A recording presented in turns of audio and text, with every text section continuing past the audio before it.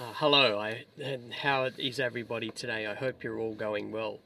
And today I'm going to read from the book of Sirach in the Old Testament of the Ethiopian Bible.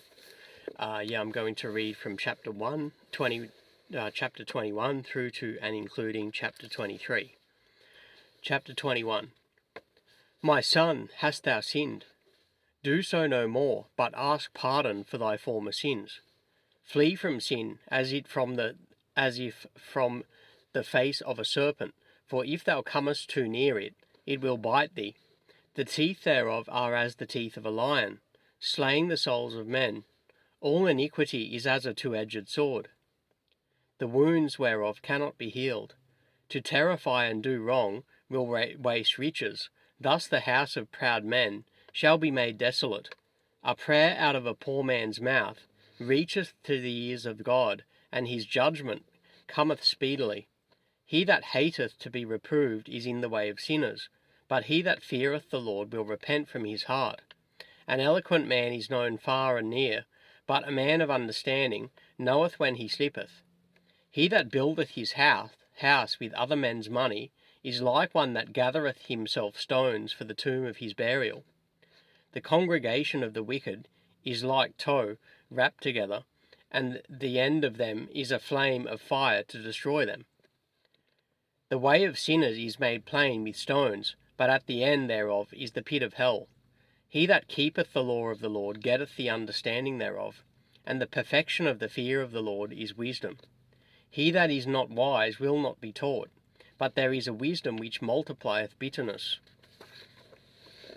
The knowledge of a wise man shall abound like a flood, and his counsel is like a pure fountain of life. The inner parts of a fool are like a broken vessel, and he will hold no knowledge as long as he liveth.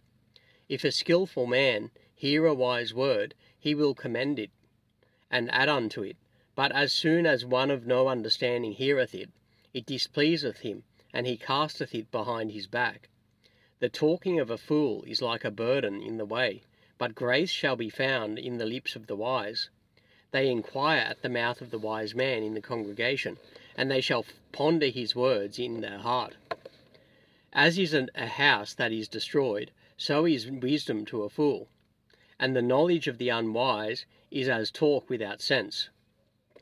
Doctrine unto fools is as fetters on the feet, and like manacles on the right hand. A fool lifteth up his voice with laughter, but a wise man doth scarce smile a little. Learning is unto a wise man as an ornament of gold, and like a bracelet upon his right arm. A foolish man's foot is soon in his neighbour's house, but a man of experience is ashamed of him. A fool will peep in at the door into the house, but he that is well nurtured will stand without. It is the rudeness of a man to hearken at the door, but a wise man will be grieved with the disgrace. The lips of talkers will be telling such things as pertain not unto them, but the words of such as have understanding are weighed in the balance. The heart of fools is in their mouth, but the mouth of the wise is in their heart. When the ungodly curseth Satan, he curseth his own soul. A whisperer defileth his own soul, and is hated wheresoever he dwelleth. Chapter 22. A slothful man is compared to a filthy stone, and everyone will hiss him out of his disgrace. A slothful man is compared to the filth of a dunghill. Every man that takes it up will shake his hand. An evil-nurtured man is the dishonour of his father that begat him, and a foolish daughter is born to his loss. A wise daughter shall bring an inheritance to her husband, but she that liveth dishonestly is her father's heaviness. She that is bold dishonoureth both her father and her husband, and they both shall despise her. A tale out of season is as music in mourning, but stripes and correction of wisdom are never out of time. Whoso teacheth a fool is as one that glueth a potsherd together, and as he that waketh one from a sound sleep. He that telleth a tale to a fool speaketh to one in a slumber. When he hath told his tale, he will say, What is the matter? If children live honestly and have wherewithal, they shall cover the baseness of their parents. But children being haughty, through disdain and want of nurture to stain the nobility of their kindred. Weep for the dead, for he hath lost the light, and weep for the fool, for he wanteth understanding. Make little weeping for the dead, for he is at rest, but the life of the fool is worse than death. 7 days do men mourn for him that is dead, but for a fool and an ungodly man all the days of his life. Talk not much with a fool, and go not to him that hath no understanding. Beware of him, lest thou have trouble, and thou shalt never be defiled with his fooleries. Depart from him, and thou shalt find rest, and never be disquieted with madness. What is heavier than lead, and what is the name thereof, but a fool? Sand and salt and a mass of iron is easier to bear than a man without understanding. As timber girt and bound together in a building cannot be loosed with shaking, so the heart that is established by advised counsel shall fear at no time. A heart settled upon a thought of understanding is as a fair playstring on the wall of a gallery. Pails set on a high place will never stand against the wind, so a fearful heart in the imagination of a fool cannot stand against any fear.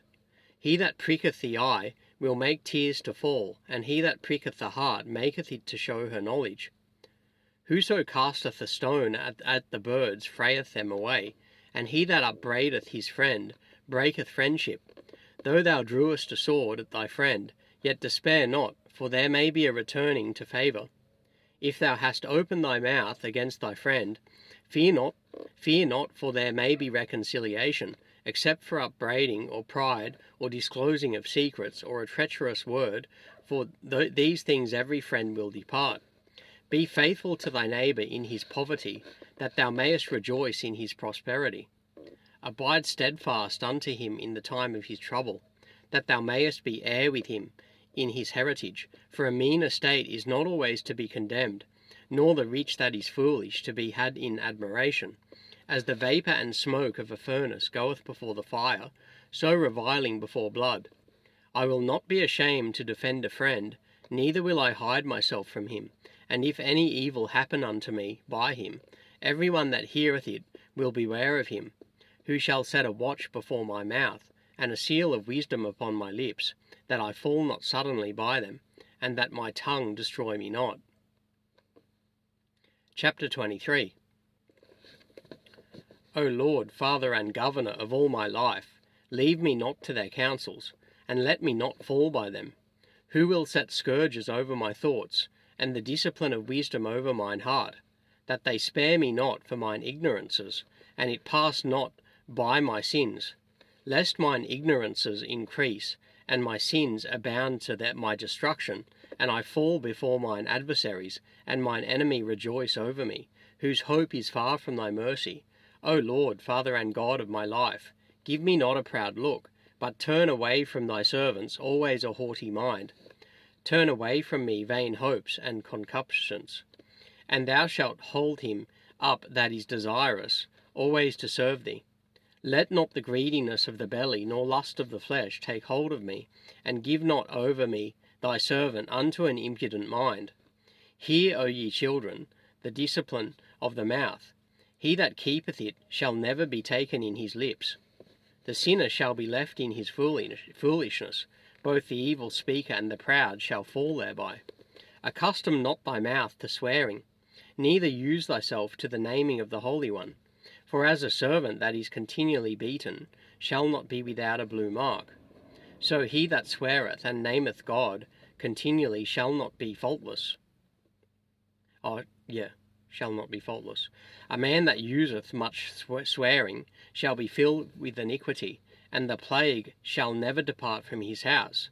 If he shall offend, his sin shall be upon him, and if he acknowledge not his sin, he maketh a double offence. And if he swear in vain, he shall not be innocent, but his house shall be full of calamities. There is a word that is clothed about with death. God grant that it be not found in the heritage of Jacob, for all such things shall be far from the godly, and they shall not wallow in their sins. Use not thy mouth to intemperate swearing, for therein is the word of sin. Remember thy father and thy mother, when thou sittest among great men. Be not forgetful before them, and so thou by thy custom become a fool, and wish that thou hadst not been born, and curse that thy day of thy nativity. The man that is accustomed to opprobrious words will never be reformed all the days of his life. Two sorts of men multiply sin, and the third will bring wrath. A hot mind is as a burning fire. It will never be quenched till it be consumed. A fornicator in the body of his flesh will never cease till he hath kindled a fire. All bread is sweet to a whoremonger. He will not leave off till he die.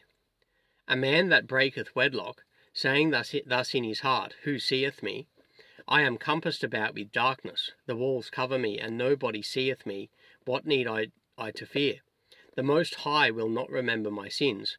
Such a man only feareth the eyes of men, and knoweth not that the eyes of the Lord are 10,000 times brighter than the sun, beholding all the ways of men, and considering the most secret parts. He knew all things ere ever they were created, so also after they were perfected he looked upon them all. This man shall be punished in the streets of the city, and where he suspecteth not, he shall be taken. Thus shall it go also with the wife that leaveth her husband, and bringeth in an heir by another. For first she hath disobeyed the law of the Most High, and secondly she hath trespassed against her own husband, and thirdly she hath played the whore in adultery, and brought children by another man. She shall be brought out into the congregation, and inquisition shall be made of her children. Her children shall not take root, and her branches shall bring forth no fruit. She shall leave her memory to be cursed, and her reproach shall not be blotted out. And they that remain shall know that there is nothing better than the fear of the Lord, and that there is nothing sweeter than to take heed unto the commandments of the Lord. It is great glory to follow the Lord, and to be received of him is long life. Yeah, so that concludes my reading of the book of Sirach today. I've read chapter 21 through to and including chapter 23. Next time I post a video of me reading the book of Sirach on YouTube, I'll begin reading the book in chapter 24. Yeah, so God bless you, and I hope and pray that each and every one of you have a blessed day.